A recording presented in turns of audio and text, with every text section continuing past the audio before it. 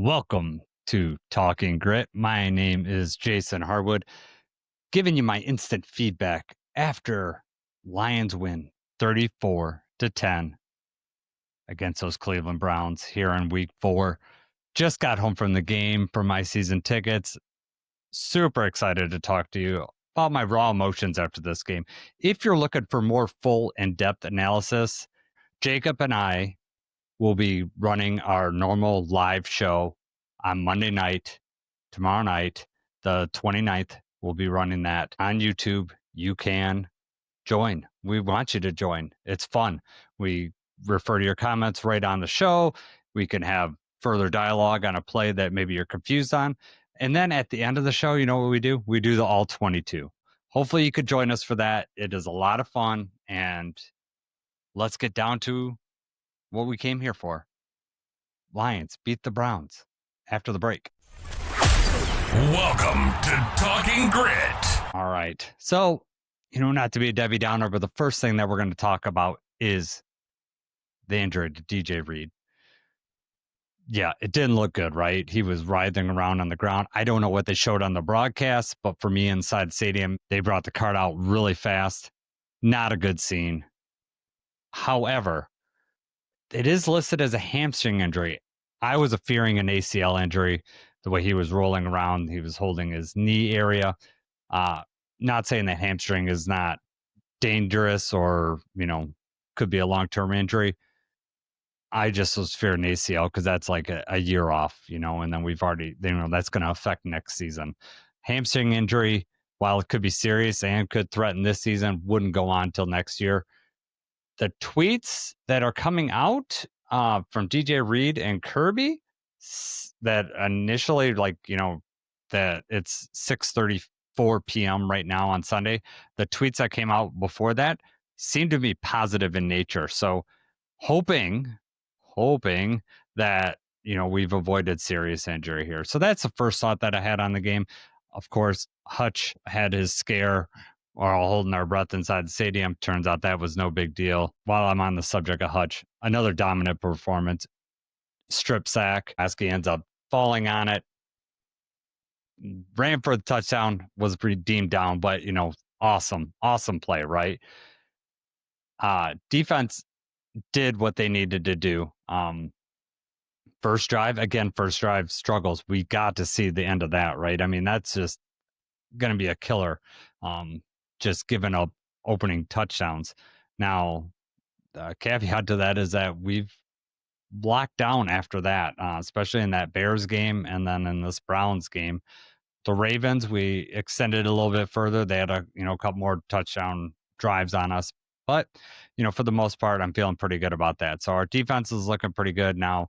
Injuries to Terrion and DJ Reed that could affect in the future.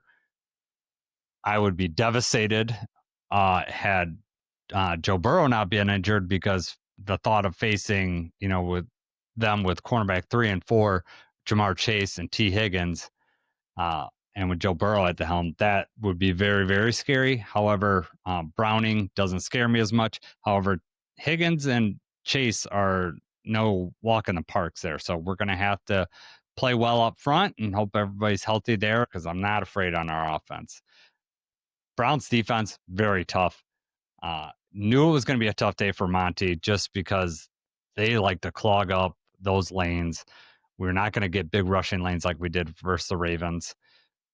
I was scared that even Gibbs was going to get bottled up. However, Gibbs was able to scoot to the outside, right, for those 20-plus yard gains a couple times.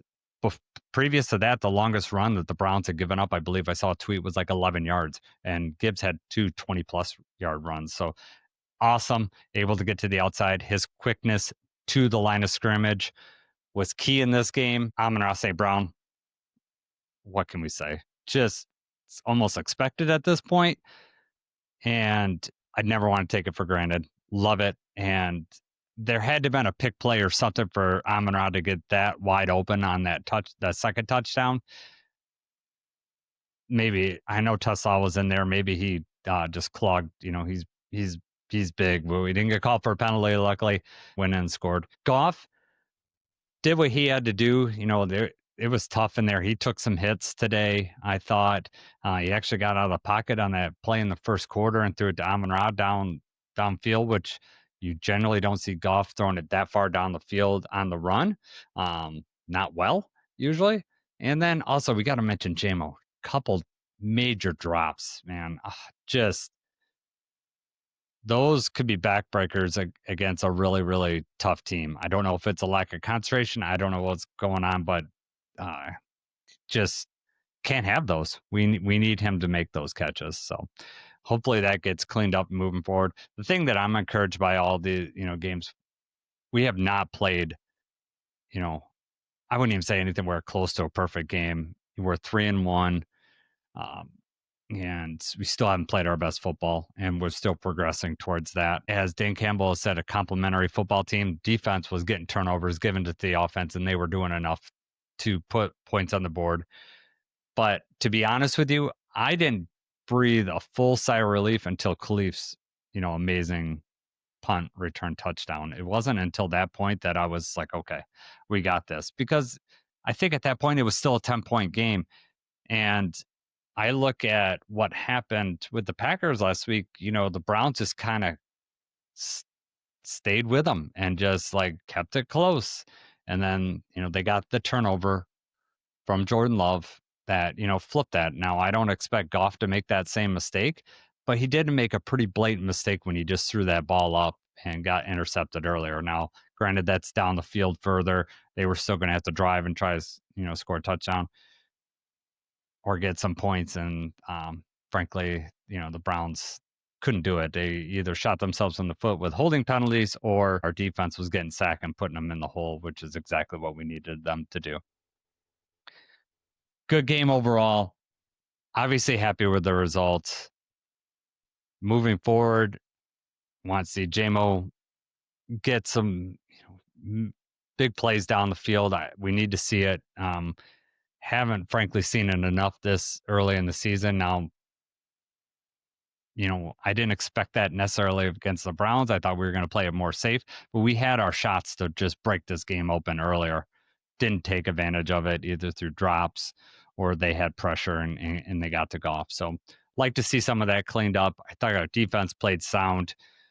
Terrion Arnold still concerns me. I'm not a Terrion Arnold hater. I still think that he could develop, but holding penalties and just busts in coverage are rough. Not something I want to see, 4 games into the season with Terrion, especially with the camp he had. I thought he was going to play better. As I said earlier, like and subscribe because Jacob and I will be doing our full analysis on Monday night on our video podcast. If you can't catch it there, we release it on audio. It's on Spotify and audio podcasts. You could follow us there if you're more, listen in the car type person. But that will obviously be up on YouTube and you can check that out on a later date. I'm Jason. Hope to see you on Monday night on our live. Hit the notification bell, and then that way you get notified right when we go online. One thing left to say, as always, go Lions.